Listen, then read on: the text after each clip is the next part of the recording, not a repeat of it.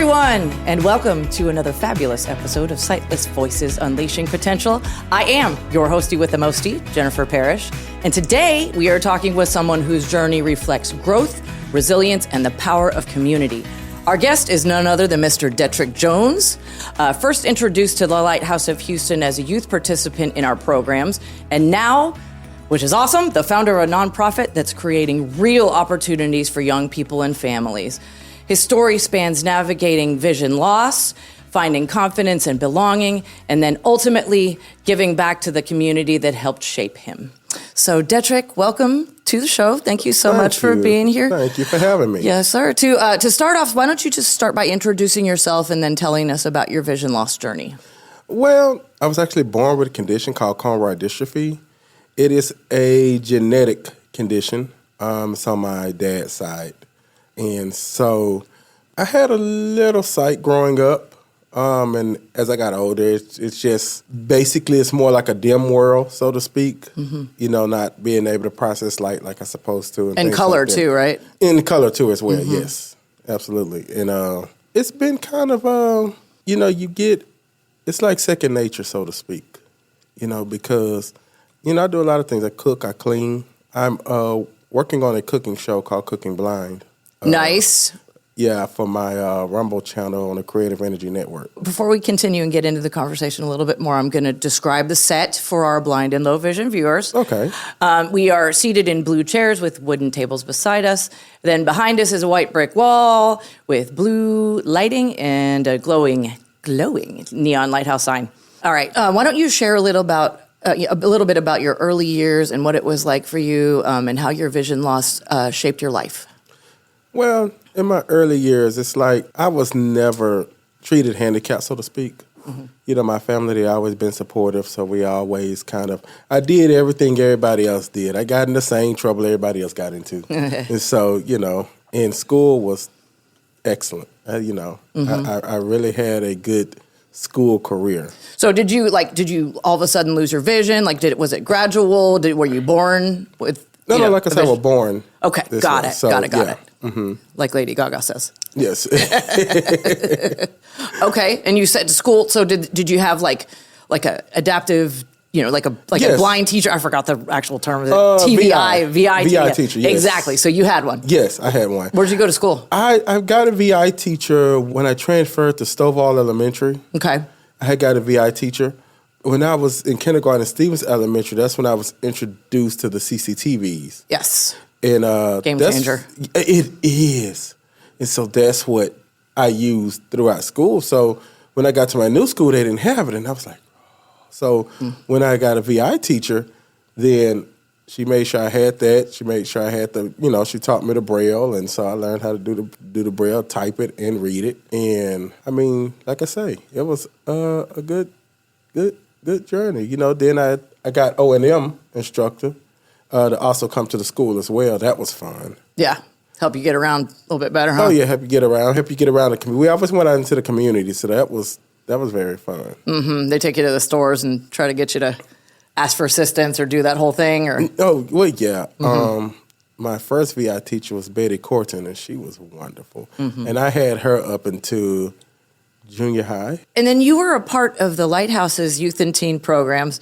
So, I just found out that I knew you back in the day when you were in those programs. So, yes. Tell us about what you participated in and then what those experiences meant to your confidence, your independence, and then your sense of belonging. Well, let me start. I mean, I've been doing these programs, like I say, since I was small. I've done 3 years in a row summer camp at the Texas School for the Blind. Mm-hmm. I did too. So it's fun. It is. So, the vocational, they teach everything. Mm-hmm. So, yes, I had fun down there. And so coming and doing the summer transition 2001 was not much different. It was a good experience. I love to work anyway. Mm-hmm. So it was a good experience. They taught you assembly work. They taught you teamwork. I really enjoyed it. Were there any particular moments or mentors that had an impact on your growth and shaped the leader and the community advocate that you are today? Well, actually, when I was in summer transition 2001, outside of Miss Zanders, I really looked up to her. Mm-hmm. There was another staff member. Her name was Arena Franklin, and we became real good friends. And she was a real good mentor because after I left the summer transition 2001, I got a job with Airmark, and so I was working at when we had the Compact Center. Yeah. In the NRG, so I was working there, and she helped me. She helped me open my first bank account. She did a lot for me. Yeah. She really did. And far as growth and then showing me how to maintain and manage my money properly when it come to working. Yeah, because we all could use a little help with the old getting started with the finances and stuff like that when we're young. I know I needed a little. Oh yeah, my first bank account was from Washington Mutual. Okay. Yes. Very good. Very good.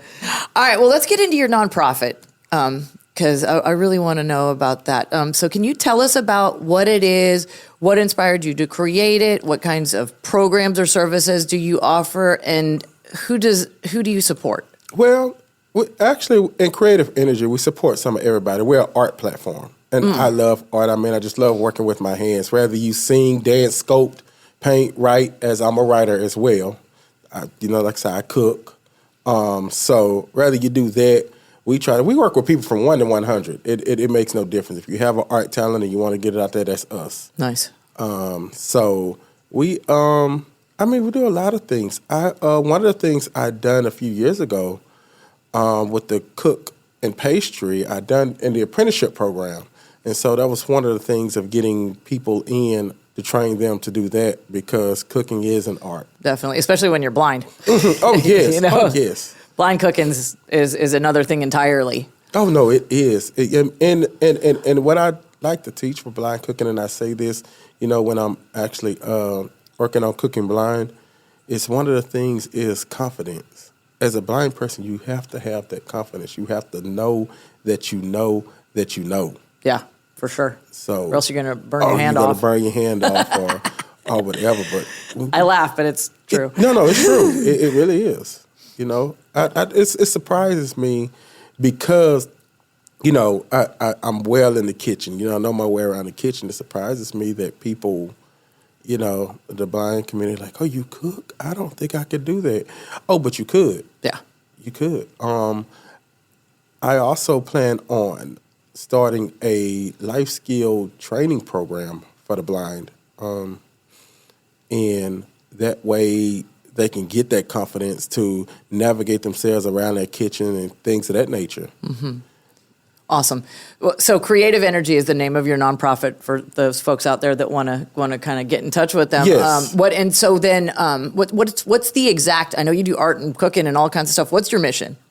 Well, my mission is to really just get people talent out there. Like I say, the confidence, the talent, because as we grow through this life, there's not much creativity like it was when we was growing up. Mm-hmm. It's just everything becomes so commercialized. So I want to go back to the fundamentals. Okay, talk about that. I don't know if you remember, like, when you used to go during the holiday season to the mall, and I mean, everything was just lit up and twinkling. Mm-hmm. It was an experience. It was an experience.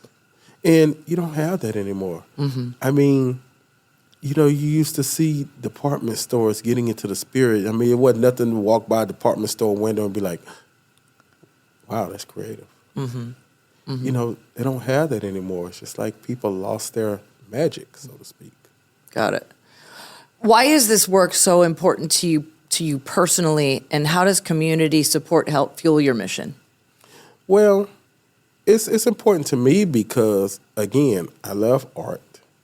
I love, working with my hands, and I love creativity. Mm-hmm. And so to see something you created, or to be able to use your hands to create something that people didn't think that you can create, and they say, wow, you created that, and it's like, it's very fulfilling to, have someone to notice what you do. Absolutely. Some individualization. Yes. Right? Mm-hmm. Mm-hmm. Mm-hmm. What do you hope young people gain when they participate in your program? Oh. Again, I speak about it a lot. I hope they gain their confidence. I hope they gain some self-worth and dignity about whatever it is they do or whatever it is they want to do. I hope they gain that, because the youth today is, in a sense, almost lost. Right. Lost in the screen, right? Yes. Lost in the screen. Yes. I mean, get off the screen, folks. Let's go outside and touch the grass. Exactly. If technology was to shut off today, there'd be so many people that'd be like, which way did he go, George? Which exactly. way did he go? Yeah. All right. So outside of your nonprofit work, because that's not all you do. So what are some of your passions and your hobbies that keep you inspired? Well, like I said, I like to write. Yeah. I have a script I wrote. I haven't gotten anything published. I also have 2 novels that are in the rough draft stage. And writing books. Oh yes, Nice. Oh, yes, I love it, because I love to tell a good story. Yep. And so that's it. And then as well as trying to put a good team together in a sense to kind of get things done. A lot of things. I also work with the organization called TOP, which is a community reform organization, and it's a good group. I mean, you learn a lot through them as well. Mm-hmm. And another thing I'm working on, working with some associates of mine. Matter of fact, I brought her to the Lighthouse, but I'm working with her because they are licensed to do tiny homes, and so I'm working on a community for the blind, because a lot of people, even though you have a set income, so to speak, you still want your own. Mm-hmm. And so that's kind of the goal we're trying to reach. 100%. Yes. And so I think tiny homes will be perfect for, the blind. And we work with, 1 bedroom, 2 bedroom, and 3 bedrooms. And that's pretty good for the blind, because they don't have a lot of, not to say a lot of space, but it's easier for, to navigate and things like that. A smaller area, smaller footprint. Mm-hmm. So you're developing a tiny home community for blind folks. Correct. Nice. How would they be able to get into this? Is this just in the infant phase, or, is this something we can give people some information about? Well, it's in the infant phase right now. Okay, got it. I have done the diagram. Believe it or not, I've done it out of Legos. I love Legos. Nice. Mm-hmm. And so we're kind of now we're working on the getting funded stage right now to do exactly what needs to be done. That's a challenge. Oh, well, there's a lot of good programs out there now. Mm-hmm. That's one of the things I like is real estate. So they have a good HomeLink program. It's just started. I mean, it's like about a month and a half old, but it's good for people that want to buy their homes. That's because your job is your credit. Mm-hmm. So, and it's a 100% loan, and you got like a 95% chance of getting it. So, yeah, it's that's one of the programs that we are dealing with that's going to help us get these things together. That's awesome. What keeps you motivated? Like, what's your why behind what you do? Well, that's a good question, because it's just, I don't like to sit idle. I mean, you sit idle, you I see that. bored, and, I don't like the days where you sit and you kind of looking like, yeah. I don't, Yeah, you're one of those can't sit still people, no, right? exactly. That's wonderful. I admire you people. I'm a sit still girl. Oh, yeah. No, I get it, though. That's awesome. It's very, very cool. That's very, very cool. What do you wish that sighted people understood about how blind and low vision individuals enjoy their hobbies and explore their interests and live full and vibrant lives? I tell sighted people, everyone I talk to, I say, you want to understand what's going on with the blind, then go work with them. Mm-hmm. Go work with them. I mean, you can get extensive training to understand what we see or don't see. Because, in a sense, we see more than sighted people, because we are more aware. Vision is not just eyesight. Absolutely. So that's what sighted people need to understand is being aware. It's just like the military. The military teaches you how to use all your senses. And so it's like, oh, you lost your sight, so all your senses enhances. It's not that, because your sense can enhance too if you just learn how to use them. Well said. Detrick, your journey is so powerful, from growing up in the Lighthouse programs to building a nonprofit that lifts up others to finding joy and purpose in the passions that make you who you are. It's awesome, all the stuff that you got going on. So before we shut it down today, what message of encouragement would you share with another blind person who's going through the vision loss journey and is searching for direction or hope? Gain confidence and just do it. Because just you can do it. Yeah, just do it. You know what I mean? Whatever you set your mind to, just say, okay, you know what? I can still do it. Or I can do it. And don't let anyone take your independence. Preach. Do not let anyone take your independence, because you can do it just as well as they can do it.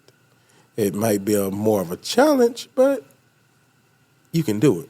Detrick, thanks so much for joining us and sharing your story today. This has been awesome. Thank you. To our listeners, be sure to check out more episodes of Sightless Voices Unleashing Potential. Follow the Lighthouse of Houston on social media, and also visit us at www.houstonlighthouse.org to learn more about our programs and services. Until next time, keep breaking those barriers and stay empowered.